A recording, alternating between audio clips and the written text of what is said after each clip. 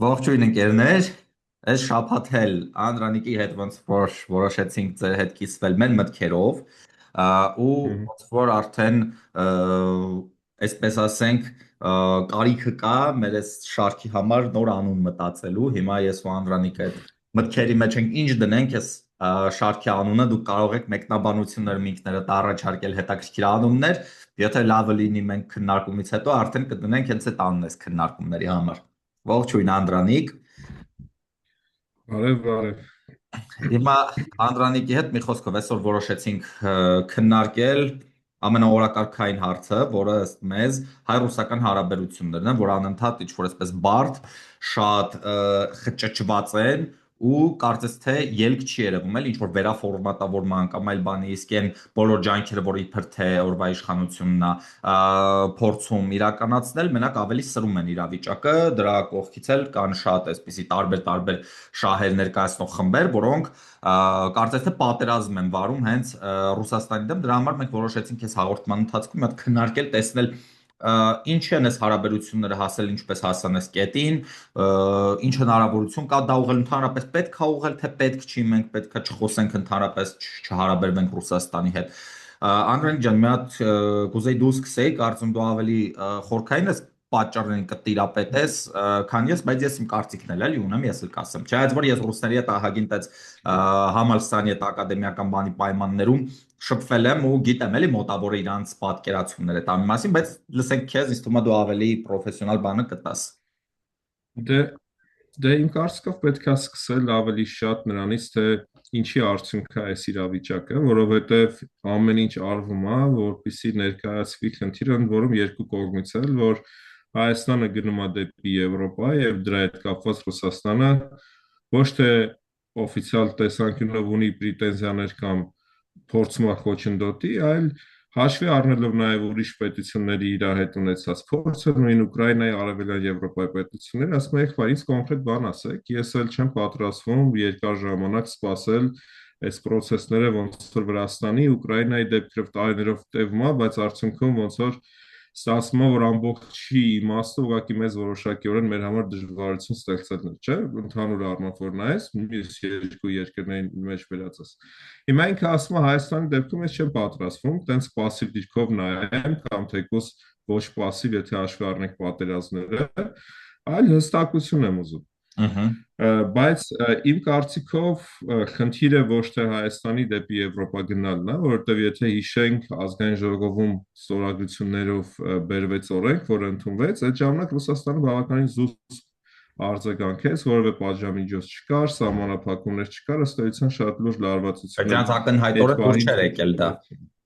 Դրանց Հա, ակնհայտորեն դա դուրս ասում չէր եկել։ հա, բայց այս տեսակի բաներ չկային, էլի լարվածություն չկար, սահմանափակումներ չկար։ Իմ կարծիքով ստեղ շատ կարևոր է վերադառնալ նոյեմբերի 9-ին ու հասկանալ, որ այս ամեն ինչը կապ ունի նոյեմբերի 9-ի փաստաթղթի հետ, որովհետև նոյեմբերի 9-ի փաստաթուղթը ուներ հստակ 3 կողմ, որոնք որ պայմանավորվածությունների մեջ ունեն նաև ճանապարհի հետ կապված կոնկրետ պայմանավորվածություններ, Ըհը։ ընթացքում Նիկոլ Փաշինյանի թիմը ակնարկներ արել է, որ մի անգամ ընդհանրապես կարծեմ, որ դուք հենց մեկ տրիփի քննադատությանը հակադարձել ես, մի անգամ կարծեմ կոպիտ ասած բերանից բաց թողեց, որ դուք հենց ռուսական ալտերնատիվը չգիտեք, դրա համար քննադատում եք տոկոսների բաշխվածությունը, ռուսները ընդհանրապես նախատեսում են պատշարեն, կալիդոր լինել եւ այլն։ Հիմա հիմքը այս լարվածության գալիս է հենց տրիփից, հենց նոյեմբերի 9-ի ճանապարհի մասով պայմանավորվածություններից ու իմ կարծիքով Ռուսաստանը փորձում է Նիկոլ Փաշինյանին հեռացնի, որովհետև այդ ճանապարհը արդեն մտնում է գործնական փուլ, այսինքն եթե կամ հեռացնի, կամ եթե չի էլ հեռացնում, իր համար Հայաստանը դառնում է ընդհանուր առմամբ ոչ այնքան հետաքրքիր, եթե ճանապարհում ինքը որևէ մասնակցություն չունի։ Դրա համար է այս վիճակը, որ անընդհատ բոլորը փորձում են շեղեն, որ սա Եվրոպայի ինտեգրման process-ի հետ է կապված, որովհետև եթե մենք խոսանք բուն նոյեմբերի 9-ից, քննադատությունը գնալու է Նիկոլ Փաշինյանի ուղղությամբ ավելի սուր, Ըհը։ բացատրեմ ինչի համար, հիմա նախադասություն եմ ասում, որը որ ես անձամբ ուրիշ տեղեր չեմ լսել ու կարևորում եմ, որ ճիշտ ընկալվի այն ինչ որ ասել եմ։ Տեսեք, Իմ մոտ իմ պատկերացմամբ, եթե անգամ նոյեմբերի 9-ը Ռուսաստանի պատկերացումները նոյեմբերի 9-ի համար Հայաստանի համար անընդունելի են, Հայաստանը պետքա գնար Ռուսաստանին տարածաշրջանից հեռացնելու գնով Արցախի շուրջ որոշակի կոնկրետ պայմանավորվածություն ձեռք բերելու ճանապարհով, այլ ինքը Արցախի գնով հեռացնում է Ռուսաստանին։ Պատկերացրեցիր ինչի մասին է խոսքը։ Նայ, երբ որ կար նոյեմբերի 9-ը, երեք գործող ակտորներ կային, Նիկոլ Փաշինյանը գնաց եւ սկսեց բանակցել նաեւ Եվրոպայում, բանակցությունները տեղափոխվեցին Եվրոպա 22 թվականի գարնանը։ Իմ հասկանալով Նիկոլ Փաշինյանը առաջարկում էր, որ Ռուսաստանին դնենք մի կողմ, այս ճանապարհը ու այս process-ը Եվրոպա տեղափոխենք, ինչին Ալիևը հստակ պատասխան տվե իմ կարծիքով, որ ես ունեմ այս process-ը նոյեմբերի 9-ին, եթե ես սա տեղափոխում եմ, իսկ Ռուսաստանը իմ համար քննիներ կարա նաև իմ համար ստեղծի, ինձ պետք է առաջարկեք ավելին, քան ես ունեմ նոյեմբերի 9-ով։ Արի չմոռանանք, որ նույն շրջանում Նիկոլ Փաշինյանը եկավ ասաց, որ եթե մեր նշաձողը իջեցնենք Արցախի հարցում, չասեց Բայց Արցախի կոնսոլիդացիա շուրջ, կունենան։ ասաց մեր շուրջ, մեր շուրջ ավելի կոնսոլիդացիա կլինի։ Այսինքն իմ ընկալմամբ, երբ որ process-ը տեղափոխվել է, որոշումը եկել փորձել Ռուսաստանի հեռացնել, Ալիևը ասել է Արցախը վերջնականապես Ադրբեջանի կազմում ճանաչվի, ինչը որ Միանշանակ։ տեղի ունեց։ Հիմա գիտես Հիմա ուղղակի հա, մի հատ ես մեկնաբանություն տամ, հետո դու շարունակես ու բան անենք, թեման ավելի բացենք։ Ուրեմն, այդ կոնսոլիդացիայի մասին, որ խոսվում է, օրինակի համար մեսեջը, որ ես ստացել եմ, նա էր, որ այսինքն մենք գոնե թե ինչ որ տեսակի բանկ ստատուս կստանանք Արցախի համար։ Այսինքն ես դա եմ հասկացել, այս նշաձողը իջեցնում ենք ու այդ իջացած նշաձողի վրա ստատուս քվոն հաստատվում է կամ գոնե մենք ինչ որ, բայց այս պահի դրությամբ մենք ինչ ենք ստացել, մենք ստացել ենք հայաթափված Արցախ, մենք այս պահի դրությամբ բոլոր մեր ձվերը, որ ռուսական զամբյուղի մեջ են, Ռուսաստանը արդեն իսկ սկսել է սահմանափակումները մտցնել պատճառների մեջ առանց խորանալու, Եվրամիությունը մեզ դրա դիմաց տվել է ընդամենը 53 կարծեմ միլիարդ, ուր էր միլիարդ, 53 միլիոն եվրոյի աջակցություն ու փաստացի ոնց որ իմ լավ հասկանալով եվրոպական շուկայի այդ օրենքները, փաստացի մենք այս պահին օդի մեջ կախված ենք, էլի մնացել ենք, ոչ մի բան չենք ստացել։ Մի պահ հիշեցնեմ, որ խոսք է գնում գրեթե 2 միլիարդ եվրոյից ավելի աջակցության մասին։ Ես օրինակի համար այնպես էի հասկացել, որ դա հենց այդ կոնսոլիդացիայի շրջանակներում պետքա տեղի ունենար ու դրանով գոնե թե հնարավոր կլիներ Արցախահայության համար ապահովել արժանապատիվ պայմաններ Հայաստանում։ Իսկ այս պահի դրությամբ քանի որ ես սերտ կապրել ունեմ Արցախայցյան, գիտեմ իրենց կարիքները, հոգսերը, իրանք փաստացի չնչին բաներ են ստանում, ինչ որ չնչին օժանդակություն, աջակցություն ու մի կերպ իրենք իրենցով կարողանում են բան անել, էլի իրենց այդ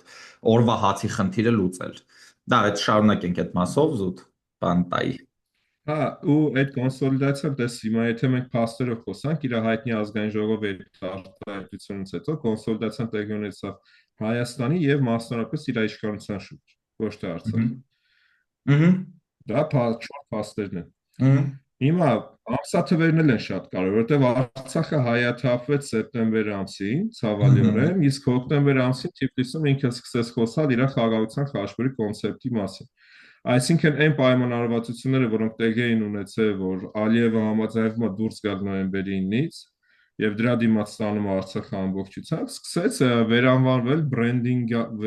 բրենդինգավորվեց այդ պրոյեկտը խաղաղության խաչմերուկով ու իրանք հա որտեղ գնում էին մտնում դրա ռոպագանդան են անում, իրականում այդ որոշումները արդեն կայացված է, դա ավելի շատ հրապարակային որոշակիորեն ինչ որ մի process ցույց տալու համար է, որ տեսեք Հայաստանը ինչ որ մի հաջողության հասավ, հիմա էլ ասում են triple խաչմերուկի մասնակազմում, բայց շատ չեն կարող ասեն, որովհետև Թրամփի հետ գործ ունեն, իսկ նա շատ եսակենտրոն մարդ է, ասա ինչ խաչմերուկ ռադարեք, էս հիմնա ոչ եմ Թրամփի տրիպ պետք լինի։ Դա նույնիսկ այդ իրենց բրենդից են իրանք հրաժարվել, եթե նկատես այդ խոսքերը ընդհանրապես չի հնչում։ Հիմա հիմա Ռուսաստանն է, ասում է, երբ այս տարածաշրջանից գնում եմ, ինձի այդ կիսահագի վիճակները դուր չեն գալի, հստակ համ քո հասարակության համար, համ իմ համար, նշի, որ ես գնում եմ, քո հանրաքվեն արա, հույս ունենալով, որ հանրաքվեն կստեղծի երմակետ, որի միջոցով ինքը կարողանա Փաշինյանին հեռացնել։ Բայց օրինակ ըստ քեզ, եթե հանրաքվե լինի, օրինակ ես մտածում, շատերն ասում են հանրաքվե լինի, միանշանակ Եվրամիության բանը անցնելու է, բայց ես մի տեսակ սկեպտիկ եմ, որովհետև եթե բացենք մենք թեման, օրինակի համար նույն Եվրոպա ցանկացողները գյուղական համայնքներում են բավականին շատ են, մեծամասնաբար տեղ են, որտեղ քաղաքաբնակների մեջ ընդհանուր առմամբ շատերը կան, ովքեր հասկանում, որ գոնե թե այս պատմական շրջանում դա անիրատեսական է, հնարավոր չի նման բան, որովհետև նախ շատ բարդ խնդիրներ կա, օրինակի համար ես համոզմունք ունեմ, որ նախ եւ առաջ եթե դու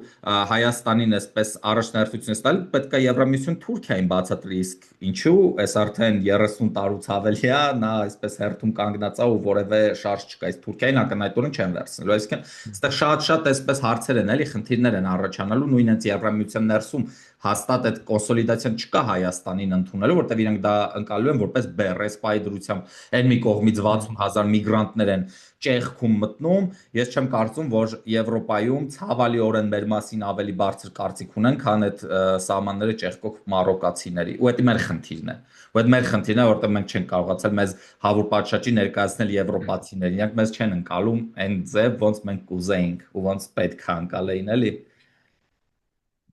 Դե Եվրոպան ընդհանուր առմամբ հստակ բարթացրել է անդամակցությունը գիտակցաբար, դրա համար է, եթե նայես վերջի շրջանում 10-ամյակում անգամ ոչ մեկ առանձնապես նորություն չկա այդ Հա, ուղղությամբ։ Արևելյան Եվրոպայի երկրները ավելի սահմանակից են ու ընդել գոնե process-ները սկսվել են 90-ականներից, մարդիկ մոռանում են մեկ-մեկ, երբ որ խոսում են ու նայում են վերջում ավելացած պետությունների մասին, որոնք միացել են Եվրոպայի միությանը, որտեղ process-ը սկսել էր 90-ականներից Սովետի փլուզումից անմիջապես հետո, իսկ ստեղ մենք ունենք Վրաստան, Ուկրաինա, ընդ որում ստեղ կարևոր է որ մարդիկ հասկանան, որ մենք ոչ թե պրոռուսական ենք կամ պրոեվրոպական, այլ փորձում ենք հասկանալ ինչի հավանականությունը եւ տևողությունը ինչքան է։ Եվ արդյոք մարդիկ, ովքեր որ հայտարարել են, որ իրանք գնում են դեպի Եվրոպա, ինչ որ մի բան արել են այդ ուղղությամբ։ Վերջի թեկուզ 2 տարում կամ 2.5 տարում իմ կարծիքով ոչ մի գործողություն չի արվել այդ իհարկե ուղղությամբ։ չէ։ Իրանք Այսինքն չեն Հայաստանը, հավատում։ հա, Այդ Հայաստանը քաղաքական, քաշում է մի ընդհանրապես քաղաքական դիվիդենդներ շահելու համար հա, ստեղծված պատում է, ընդհանրապես։ այո, Հայաստանը քաշում է մի երկարատև ծանր process-ի մեջ, որի ոչ իրականացման հմտություններ ունեն մարդիկ, ովքեր դրանք նախաձեռնել են, ոչ թե ընդհանուր առմամբ դա անելու ռեսուրսներն են հասկանալի, չեմ ասում կան թե չկան, անգամ հասկանալի չեն թե ինչ ռեսուրսների մասին է խոսքը։ Այդտեղ գիտական ռեսուրսներ են պետք, այդտեղ մարդկային լուրջ ռեսուրսներ ու վերապատրաստումներ են պետք։ Մի խոսքով հերթական անգամ Արևմուտք Եվրոպա չգիտեմ, այդ երկաթե վարակույրը, որ երբեք չի ուզում իջնի, համառեն, տեղափոխվել է Հայաստանի ներքին եւ արտաքին հարաբերությունների մեջ ու թող իրանք անիմաստ չխոսեն, որ իրանք շարունակում են ոնց էր կոմպլիմենտարնի հայերեն ոնց է արտասանում ճիշտ։ Մի Կոմպլեմենտար խոսքով ասում են։ կոմպլեմենտար բանը քաղաքականությունը Սերժ Սարգսյանը, որտեղ ակնհայտորեն նրանք այդտեղ ձախողել են։ Դա չաշխատող կոնցեպտ է իրականում։ Ես Հա, կարծում եմ ամեն դեպքում ինչ որ մենք տեսնենք չի աշխատել։ Բայց գիտես, մի հատ ես այսպեսի մի հատ հարց էր ինձ հետաքրքիր, օրինակ, եթե մենք նայում ենք Սերբիան գոյություն ունի, ով որ մեղուն ճանապարհով գնացել է, բայց ինքը շատ լավ հարաբերություն, շատ բարձր մակարդակի հարաբերություն ունի Ռուսաստանին, ու Ռուսաստանը երբեք իր առաջ չի դրել այդպիսի պայմաններ, որ կամ ես կամ Եվրամիությունում, ինչեւ այժմ էլ իրանք շատ հոյակապ այսպես համագործակցում են միմյանց հետ։ Հիմա այսինքն ես եկել եմ այն եզրակացության, որ այդ ընդհանրապես կապված չէ Ռուսաստանում հիմարներ չեն նստած, որ իրանք մտածեն, որ հեսա Հայաստանը Եվրամիություն։ Իրանք լավ են հասկանում, որ եթե այո, Հայաստանը մտնի, այդ լինելու է տենց մի 50 տարի անց լավագույն դեպքում օրինակի համար։ Այսինքն այստեղ ինչ որ ուրիշ մակարդակի խնդիրներ կան ու ուրիշ նպատակներ կան։ Հիմա ասացի որն էր այդ ինչ վերաբերվում էր հենց բան անցկացնելուն հանրաքվե, օրինակ նախ եւ առաջ այդ քաղաքական ճգնաժամ մտցնելու հայ հանրության մեջ միանշանակորեն, որովհետեւ հենց այդ նույն գյուղացիների մասին, որ մենք խոսում ենք, իրանք արդեն իսկ այդ հետևանքը տեսնում են այսպիսի քաղաքականության, ասենք ասենք, որտեվ իրանք բերքը պարզապես չի իրացվում, իսկ Եվրոպայում մենք դեռևս շուկաներ չունենք, Աստված գիտի երբ կունենանք, ընդհանուր առմամբ դիվերսիֆիկացված չի շուկան, ինչքան էլ իրենք այսպես հեքիաթներ պատմեն դրա մասին։ Հիմա գյուղացիները, ովքեր պրոեվրոպական մղումներ ունեն, իրանք ուզում են լինել Եվրամիության անդամ, մի հատ էլ մտածելու են ասեն, իսկ կարող է ես այս ընթացքում ավելին էլ կորցնեմ, ու ընդհանուր առմամբ ես արդեն ռուսական շուկայում կորցրել եմ էլի իմ դերը, իմ դիրքը ու խնդիր է առաջանալու։ Ես համոզմունք ունեմ, որ այդպես շատ ինքնավստահ եմ, որ Եվրամիությունը կհաղթի, ես շատ չափազանց սկեպտիկ եմ այդ առումով։ Okay, գանք մի հատ այն կետից, որ ասում ստեղ ինչ որ մի հատ ուրիշ բան կա, որ Սերբիայի օրինակն է վերում, նա ես մի հատ ձևակերպում եմ արել մի քանի օր առաջ, Ահա։ որ Նիկոլ Փաշինյանը ցանկալի, բայց անվստահելի գործընկեր է Դա էդի Ռուսաստանի իրար հետ համար։ չէինք հենց բանանում։ Ոնց որ իրար հետ Չէ, խոսակցած դա առանձին եմ ասա։ Հիմա, առանձին ես հա, ասել։ երևի դու տեսնես, հիմա Լավ, հա, Փաշինյանը ճիշտ փորձում է, է դառնալ ինքնիշխանության ցանկալի, բայց մասին միևնույն էիր է։ դու վիդեո նկարել։ Հա, հիշեցի։ Այո։ Այսինքն ինքը ցանկալի, բայց ոչ վստահելի գործընկեր է այգը Ռուսաստանի համար, հիմա էլ ցանկալի ոչ վստահելի գործընկեր է դառնում Արևմուտքի համար, բայց խնդիրը մնում է նույնն է, ինքը անվստահելի է։ Ու երբ որ դու վերում ես Սերբիայի օրինակը, որովհետև Սերբիան հստակ պարզ բաց պայմանավորվել եւ հստակեցրել է երկու կողմի համար։ Ինքը պահպանում է կարևոր հարցերում չեզոքություն, ոնց որ նկատում եք հստակորեն, չէ՞, Ահա։ անգամ քվեարկությունների եւ այլնի հարցերում։ Եվ պարզ պայմանավորել երկու կողմերը։ Մեր մոտ այդպես չի։ Մեր մոտ միշտ ինչ որ տենց մեջքի հետևից հա տենց կիսատ, պռատ, տենց կոստումներով անհասկանալի process-ներ են ու այդ երբ որ քո պետության կառավարությունը դառնում է անվստահելի, ցանկացած երրորդ երկիր արդեն ստիպված պետքա մասնակցի քո երկրի ներքին Հա, կյանքին, իրանք միջամտելու արդեն միջամտելու են։ ամբողջատուորեն։ Միանշանակ միջամտելու են։ Ու խնդիրը հենց այդտեղ է, որ Նիկոլ Փաշինյանի կառավարությունը որևէ կողմի մոտ վստահություն չի Հա, ներշնչում եւ նաեւ ունակ չի հստակ պայմանավորվելու։ նույն Այդ ես է մի բան ամենամեծ ասեմ, խնդիրը։ նույն թրիփի մասով մինչև օրս իրանցիները, այսպես ոնց ես Հա, բանից եմ այս հենց public իրանց հայտարարությունից եմ տեսնում, բայց իրանք չեն հասկանում դա ինչի մասին է։ Ու անդադ Նիկոլ Փաշինյան նույնն ասում է, մենք շատ թափանցիկ ենք մեր գործընկերների հետ։ Բայց օրինակի համար պարսիկները փաստացի բան են էլի, ոնց որ չեն հասկանում, չգիտեն ինչա կատարում։ Մենք ասում ենք մենք հարցեր ունենք, որոնց պատասխան չենք ստանում։ Նիկոլ Փաշինյանը ասում է մենք բոլորի հետ թափանցիկ ենք, այսինքն չէ, վստահություն չկա իր անձի նկատմամբ, բայց այստեղ մի հատ գիտես ուրիշ հարց է գալիս, որ անընդհատ բան ենք անում։ Ամեն դեպքում էլի որտեղից է գալիս այս խնդիրները։ Հիմա կասեն օրինակի համար ռուսներին մենք պաշտպանում ենք, փորձում ենք բանել։ Իհարկե ռուսերինը պաշտպանելու բան չի, ամեն ինչ պարզ է թե որտեղից է եկել, էլի, այսինքն Արցախում իրաց խայտարակ պահվածքը բլոկադայի թույլ տալը առաջին հերթին, դրանից հետո Արցախի հայերի հայաթափում թույլ տալը, ու այդ ամեն ինչը մինչև որս իրենք չեն ընդունում ու գիտես ես այնպեսի բաներ եմ լսել իրենք անընդհատ փորձում են պաշտպանել նրան որ ասում են հապկը չխառնվեց որովհետև Արցախում էր հարցը բայց մենք Արցախի հարցի համար չենք մեղադրում հապկին մենք մեղադրում ենք սեպտեմբերի քանիսին էր մի վարքյան 2023 ահա, թվականի 22-22 սեպտեմբերյան հա թվականի բաների այդ ներխուժումների համար որ ջերմուկի ընդհանուր առմամբ այդ ամբողջ Հայաստանի Հանրապետության այդ սահմանագծով հարցակում տեղի ունեցավ ու հապկը ոնց որ ուզում էր ճշտել սահմաններ դրա համար է էլի ոնց որ իրանց այդ բան արվում որ հապկը փաստացի չաշխատեց էլի չեկավ օգնության իր պարտավորությունները չկատարեց բայց իրենց ես մի հատ ուրիշ բան էլ ասեմ ընդհանուր առմամբ մեր հանրության մեջ իհարկե ես հասկանում եմ որ ինչի այդքան հեշտ է հակառուսական տրամադրությունները վառել որովհետև փաստացի Ռուսաստանը եղել է մեր գաղութատերը հարյուրամյակներով այս տարածաշրջանի ամեն դեպքում էս արևելյան Հայաստանի ինքը շատ հաճախ Հայաստանը օգտագործել է որպես մանրադրամ, այսինքն ինքը թուրքերի հետ հարաբերություններ է անդադ մեր հաշվին ինչ որ ձևով պայմանավորվածությունների է եկել այդ արևմտյան Հայաստանի մասով էլ է վերաբերվում։ Այդ վերաբերում է Արցախի Նախիջևանի հարցին, որ ինքը պարզապես Կաբյուրոյի որոշմամբ նվեր է տվել ադրբեջանցիներին։ Իսկ փաստացի ոնց որ ռուսների հետ կապված մենք ունենք բազմաշերտ տրավմաներ, մենք ունենք շատ հաճախ պատմության ընթացքում այնպիսի դիպացներ, որ օրինակ հայերը մշտապես ես այսպես եմ տեսնում, որ հավատարիմ են եղել ռուսներին։ Այսինքն այդ կլիներ թե Արևելյան Հայաստանի բնակչությունը, որ շատ լոյալ է եղել, այդ կլինի թե ընդհանուր առմամբ անգամ Արցախյան էս ազատամարտի ընթացքում, ինչքան էլ ռուսները սկզբնական ժամանակում պատերազմել են հայերի դեմ, իրենք նաև թույլ են տվել բանհում Բաքվում եւ Սումգայիթում կոտորածները հայերի իրանց աչքի առաջ իրանց Դաբրոևա ես հավատացած եմ եղել ու շատ այսպիսի պատմություններ կա, երբ որ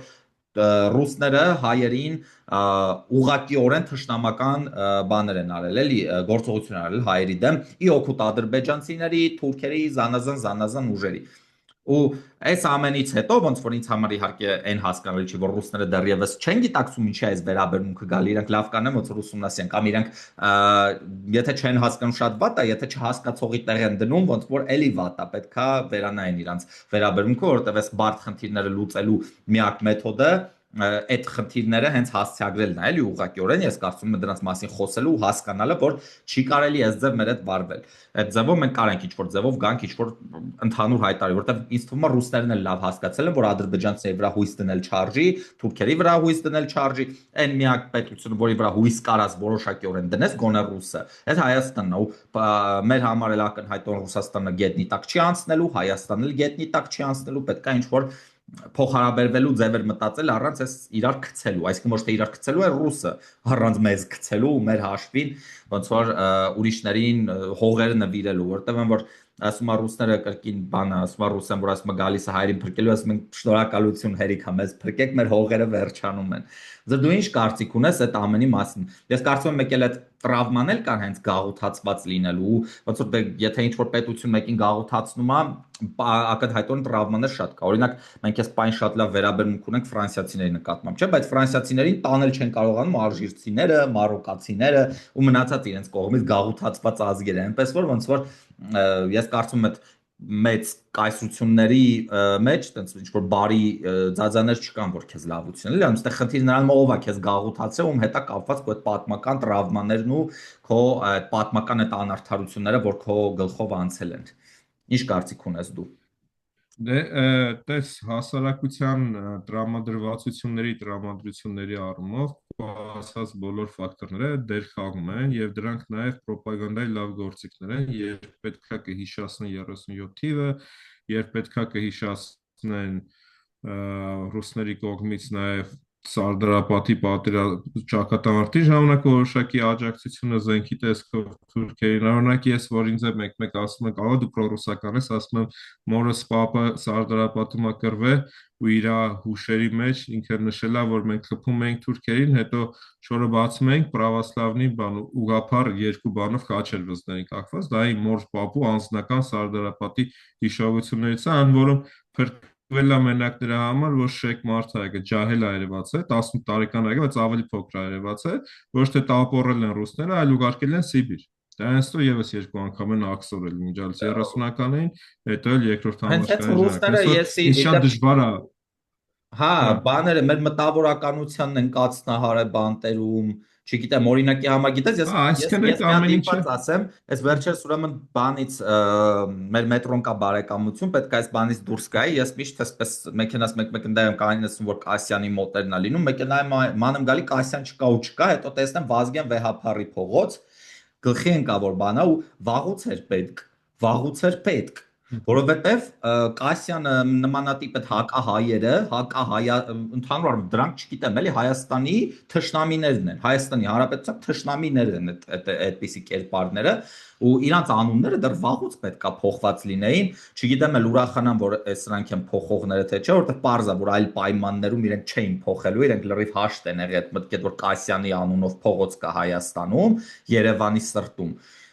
բայց ոնց որ այդպես քաղաքական իրենց նպատակահարմարությունից ելնելով այդպես բան արեցին, փոխեցին։ Ըստ իս այդ մարդիկ պետք է տեղ չունենան Հայաստանի Հանրապետությունում, պետքա այդ հարցերով էլ անգամ պետքա Ռուսաստանի հետ ուղիղ քննարկումը գնա ու մենք մեր տեսակետն ասենք, որ եղբայր մենք որպես ինքնիշխան պետություն, այս մարդը հակահայաստանն է ներկայացնում։ Այս մարդը բան է, էլի հակահայ երևույթ է եղել ու իր յան վերջավորությունը ազգանունի ընդհանրապես որևէ բան չի փոխում։ Ավելի վատ, որ յանովա վերջանում ու ինքը հայ ազգի շահերի դեմ աշխատել։ Մեկ էլ Այսինքն ֆիքսեք, որ հակառուսական տրամադրություններ Հայաստանում ստեղծելու համար շատ պետք չի եւ դրանք արդարացիորեն գոյություն ունեն։ Ուղղակի պետք է հասկանալ, որ երբ որ խոսում ենք պետության շահի ու գաղափարների մասին, ոնց առաջ գնա պետությունը, պետք է հասկանալ, որ ամեն պետություն որ 1000 անգամ սահացվել է, իր շահերով առաջնորդում, մենք պետք է կողմնորոշվենք մեր շահերի շուրջ։ Ինչն է Հայաստանում միշտ խնդրեմ եղել։ Մենք երկու բան ունենք։ Մեկը պարբերաբար մեր մոտ սրվում է Հռոմի պապից ավելի կաթոլիկ լինելու խնդիրը, կամ մյուս բանն է խնդիրն է, որ ունենում ենք, դրա կարելի ասել հակառակ պատկեր, որ մենք կիսահղի ենք անընդհատ մեզ դրսևորում։ Օրինակ ասեմ, նույն հիմիկվա շատ քննարկվող հռչակագիրը եւ սահմանադրությունում հռչակագրին հղումը մեծ բանավեճերի արդյունք է եղել, որովհետեւ երբ որ մենք անկախացել ենք, մենք հայտարարել ենք երրորդ հանրապետություն Հայաստանի, ճիշտ է։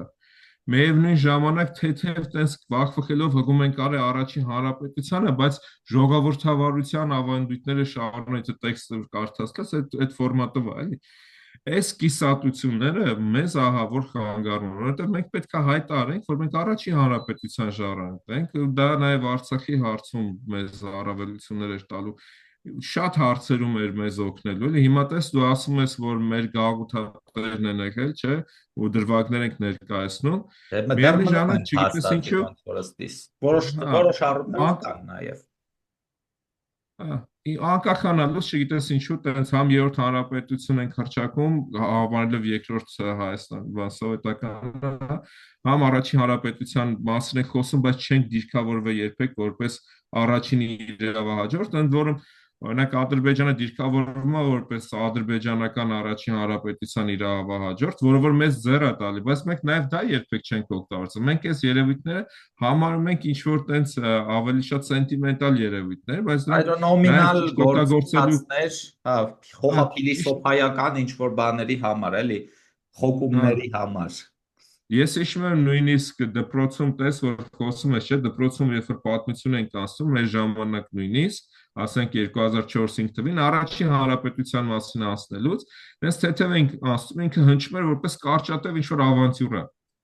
Պատկերացրեցի, այսինքն սովետից եկած ներկայացումը մինչև Ա, 2005 թիվ առաջի Ես կարծում հանրապետության եմ այդ շարունակվելու։ նրանից է, որ գրքի հեղինակները դաշնակներն են եղել, ոնց որ ուղիղ խոսենք Չգիտեմ, էլի դրա տենց։ մասին։ Ու դաշնակներն են պատմությունը բան արել, դրա համար մի խոսքով ես իհարկե իմ անձնական փորձը ունեմ մեր դասագրքերի հետ կապված, մի քիչ շատեր պրոռուսական, այսինքն ոչ թե շատեր պրոռուսական, այլ ռուսական էր իր ներկայացումը, էլի, ու ես խնդիր ունեմ դրա հետ, որովհետև այդ ամբողջը ներկայացվել ոչ հայ ազգի շահի տեսանկյունից, դա ներկայացված է եղել ռուս ազգի շահի տեսանկյունից, որպես ներկայացնելու մշտապես ռուսներին մեզ փրկողակ որպես։ Գիտես, այդտեղից էլ այն խնդիրը գալիս, որ մենք հենց դեից է այդ մեր բարդույթը գալիս, որ մենք ինքնուրույն չենք կարող, որտեղ մեզ էլ անդադ ճիշտ է արցախյան ազատամարտը բան ենք արել, մենք ինքնուրույն հաղթել ենք, բայց մեզ դա միշտ տրվել է, ոնց որ այ ռուսը դաբրո տվեց, ռուսը սենց այդ ռուսը նենց արեց, միշտ կապել են ռուսի հետ մեր հաղթանակ ու դրա համար երբ որ մենք հասանք այս օրերին ու պատերազմը գնում էր, մենք անդադ ռուսին ենք նայում, ռուսը ինչ կասի, ռուսը ինչ կասի։ Մենք ինքնուրույն երբեք այդ բանը չհասանք, որ ախպեր ինչ ուզում է ասի։ Ով ինչ ուզում է ասի ամբողջ աշխարհը թեկուզ դեմ լինի, մենք խնդիր ունենք լուծելու մեր բանի տեսանկյունից, ազգային շահի տեսանկյունից։ Ու հա, մի խոսքով, դե ես այդ շատ խնդիր ունեմ մեր պատմության դասագրքի հետ ու ես վախենում եմ անգամ պատկասել գոնե նրանց մեջ որոշակի ազգայնական բաներ կային, էլի, մոտեցումներ, մի փոքր աղավաղված, բայց գոնե թե էլի կար այդ դաստիարակությունը այդ ազգային, որ տրվում էր, այս մորերը որ լինեն, Աստված գիտի, ես անգամ է երևի ասելու են ամեն ինչում ռուսն է մեղավոր, թուրքն է մեր աղբերը, մեր այդ թրքի չես անգամ բան լինի, թուրքը ով որ գոնե չի կոտորում մեզ, էլի ոնց որ ինքը մեզ չի կոտորում, դրանով արդեն փրկիչ է, չգիտեմ, մի խոսքով, այդպես դառը բաներ Տես են, էլի փորձա բոլորի հետ Ռուսաստանի հետ փոխված։ կապված, հա, չէ, որ դու նաև նշում ես, որ մենք իրանց ոնց որ հավատարիմ ենք եղել եւ այլն, մարդիկ մեկ դա էլ մի քիչ չափազանցնում, մանիպուլացնում են ընդհանուր միջև այն աստիճանի, որ հայերին ցեղասպանեցի ռուսների Հա, հավատարիմ մնելու համար, դա իմ կարծիքով այդքան է ճշմարտության հետ աղերս չունի, ստեղ մարդիկ շփոթում են մի բան, որ հատկապես այդ ժամանակահատվածում կրոնական ընդհանրությունը, երբ որ դու գտնում ես մահմեդական միջավայրում, բնականաբար ստեղծում է դրական սպասումներ եւ դրական կապ Ռուսաստանի հետ ու պետք չի այդտեղ մանիպուլյացիաներով զբաղվել ինչ վերաբերվում է այդ նաև շատ լավ այդ երևույթին շատ լավ մի հատ դրվագ կա կարծեմ վայազետի մեջ որ ասում է բանը ռուս զինվորականին հայ գյուղացին ասում է դուք իրանց հետ մենակ կռվում եք իսկ մենք իրանց հետ հələ պետք է ապրենք հասկանում ես, այսինքն Հայաստանը պատմականորեն գտնվում է քարտեզի վրա մի հատ տեղ, որի հետ պետք է հաշտվի ու շատ ոչ թե անսկզբունքային լինի, այլ ճկուն։ Հիմա մեր մոտ այդ բանը հա, միանշանակ։ անսկզբունքայնությունը դաժան է։ Դաժան մակարդակների է էլի հասնում, Բայց մի բան էլ որտեղ էլի մի հատ ասեմ։ ասա Ես այդ աստիճան համաձայն եմ, բայց խնդիրը միակողմանի չի։ Խնդիրը ռուսների հետ էլ է, որովհետև ռուսները պատրաստ են աշխատել մենակ դրանց հետ, ով որ պատրաստ է ինչ որ բաներ, էլի նվիրի, ձոնի իրանց ինչ որ sense գեղեցիկ խոսքեր, ինչ որ բաներ, ով որ շատ կոպիտ ասած ինքը ներկայացուցիչն է ռուսական այդ վերաբերմունքի պաշտպանում է ամեն ինչում, էլի ոնց որ ամեն ինչ իրենք ճիշտ են արել, Արցախում էլ ընդհանրապես խնդիր չի եղել, մնացածը։ Իրենք պատրաստ են մենակ իրանց հետ աշխատել։ Այդտեղ է խնդիրը առաջանում։ Օրինակ իրանք իմ հետ չեն աշխատելու, որտեվ ասել են, «Ա, նայեք, էսի բան է, էսի հաստատ չգիտեմ»։ Ես իմ շահն եմ ներկայացնում, որովհետև ինքը Արցախի հարցով մեզ է մեղադրում, որովհետև ինքը նոյեմբերի 9-ի պայմանագրին դեմ է, պայմանագիր, եթե դա կարելի է իհարկե կոչել, որով հենց բացվեց այս չարաբաստիկ բանի այդ միջանց կոչեցյալի դուռը իրանք են բացել, որովհետև իրանք լրիվ դրա հետ հաշտ էին միջև բան, բայց երբ որ իրենց երկաթուղու հարցը բարձրացվեց, այդ ժամանակ իրենք հիշեցին, որ վայ, այս հայ ժողովրդի շահը բան է արվում, էլի ոտնահարվում է, ու մեկ էլ հիշում են բան։ Հա, մի հատ այսպեսի մի հատ հարց եմ ուզում բանանեմ, հեսա շատ շուտով այս նոր ազգային ժողով է բանանում, ձևավորվում, ինչ ես կարծում եք կարող ենք ընդդիմությանը կոչել ռուսական ընդդիմություն, թուրքական իշխանություն, ոնց որ կարանք տենց Չէ, ճիշտ համարցակից ասած, բանանել։ ես դեմ եմ այդ պիտակավորումներին, ընդհանուր նաև թուրքականին եւ այլն, որովհետեւ այդ սպանումը ըստ էության քննարկումները դա ձեռա տալի համ ընդդիմությանը, համ իշխանությանը, եթե դու իրանց տենց վերաբերվես, որովհետեւ իրանք այդ ոչի մեջ ելնելու են ամբիոնից խոսան ըստ էության գործանել փոխարեն իրար վիրավորեն, դու էլ դառնալու ես դրա սպառողը։ Դրա համար ես իրանց ոչ թուրքական եմ համարում, ոչ էլ նրանց ռուսական, ես համարում եմ, որ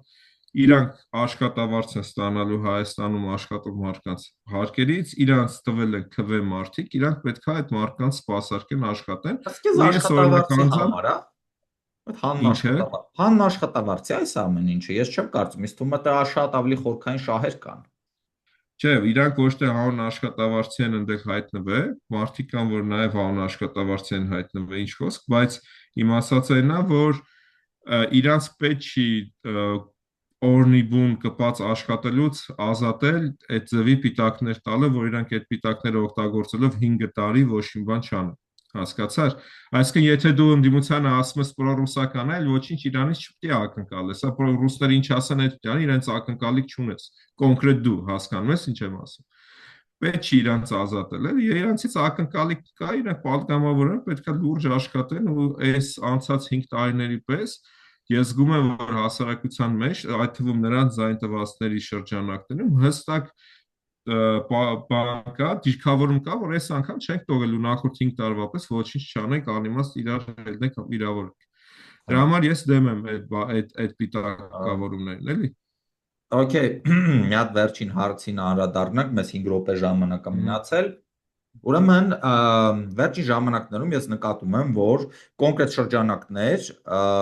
պատերազմ են մղում Ռուսաստանի դեմ հենց ուղղակիորեն, այսինքն ԵԱՏՄ-ի դեմ են խոսում,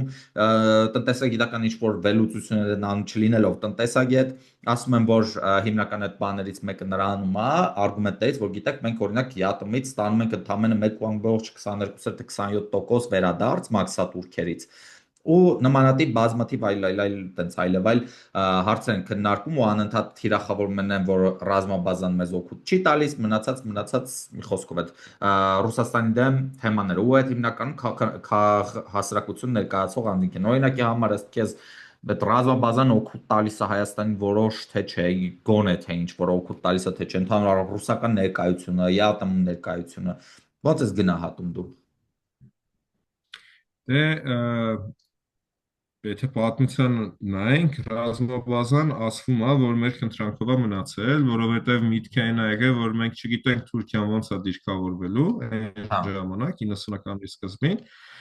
ու դա մեզ հնարավորություն էր տալի այդ կողմի վրա ռեսուրս ու զորք չծախսել։ Շատ պարզ։ Բայց քեզ ինքը զսպող հանգամանք է թուրքերի համար։ Ոնց ես դու կարծում։ Այ թուրքերի համար զսպող տարբեր հանգամանքներ են եղել, լավ, ու այդ կարա լինի նաև այդ զսպող հանգամանքներից մեկը։ Բայց ես նաև դեմ եմ այն մոտեցմանը, որ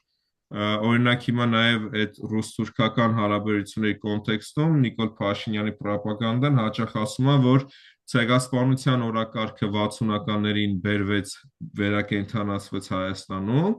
եւ նաեւ Արցախյան շարժումը ռուսների կողմից, որովհետեւ Թուրքիան դարձավ ՆԱՏՕ անդամ եւ այլն։ Դա ոնց ասեմ, շատ կներեք, կարան չեմ ուզի դատի տան դրա համար շատ նենց զգուշ արտահայտվենք, դա քաղաքագիտական առումով շատ թույլ հիմնավորված անիմաստություն է, որովհետև երբ որ դու նայում ես թե սովետական միությունը ինչ զորաշարժեր արել կոնկրետ ուղղություններով արևելյան Եվրոպայում եւ այլն, ու նայում ես որ Թուրքիան ՆԱՏՕ մտնելուց հետո Հայաստանը ոչ զորքի քանակը ավելացավ, ոչ զենքի քանակ, ոչ մի բան չի եղել, կարող մտնեն արխիվները նայեն։ Կհասկանաս, որ անիմաստ խոսակցություն է, այսինքն զսպող ռուսներն ու թուրքերը միշտ բաշարում են շատ կոնկրետ իրար հետ պայմանավորվել, այդ առումով մտածել, որ Թուրքիան առանց Ռուսաստանի հետ պայմանավորվելու որևէ գործողություններ անելու այդ ռազմաբազան ֆիզիկապես օգտագործվելու է, շատ իմ կարծիքով թույլ պատկերացում է, բայց մեզ էլ եմ ասում, ժամանակին դա առավելություն է տվել առումով, որ մենք այդ ուղղությամբ ռեսուրս չենք ծախսել։ Հիմա Արցախյան պատերազմում 20 թվականի Թուրքիան եւ Ադրբեջանը արեցին համատեղ զորավարժություն, ինչի մասին մենք տեղյակ ենք ու այդ ժամանակ արդեն վստահ եմ, որ ՊՆ-ում ու շտաբում գիտեն, որ պատերազմ ալնելու, այդ էլ ժամանակը կգա, մարդիկ ցուցմունք կտան։ Տեղափոխեց ինքնաթիռերը Ադրբեջան, դրանք հետագայում օգտագործվեցին ընդհանուր միջև շտաբում թուրքերեն կեսը մոնիտորինգ էին անում ռուսների հետ նաև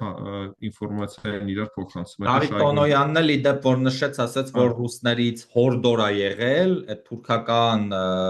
բաներն էին, չէ, F-16-երն էին կարծեմ, F-16-ը մի խոսքով այդ բաները ինքնաթիռները չխոցելու։ Հա, հիմա այդ ֆիքսեցինք, որ ռազմական առումով դժվար է մտածել, որ դա դեր է խաղում, բայց ցանկացած ռազմաբազա շատ մեծ արժեք ունի։ Ոստեղ խոսքը չի գնում բարձ վարձ վերցնելու։ Իմ անհանգստությունն այն է, որ իրանց ռոպագանդա է, որ մեզի բազան պետք չի, բազան պետք չի։ Մենք ուղղակի ձրի այդ բազան հանենք։ Ոստեղ խոսում է երկու բանի մասին։ Բազան պետք չի, բազայի համար փող վերցնենք։ Երրորդն է կա, եթե մենք այդ բազան հեռացնենք Հայաստանից, դրա դեմ հստակ ու ահռելի բաներ պետքա ստանա Հայաստանը, հասկացա՞ր։ Իսկ իրանք այս ռոպագանդան անելու են, ոնց որ Նիկոլ Փաշինյանը։ Այդ գիտես ոնց ասում ենք, դե մենք գլուխներս ազատեցինք դրանից, հետո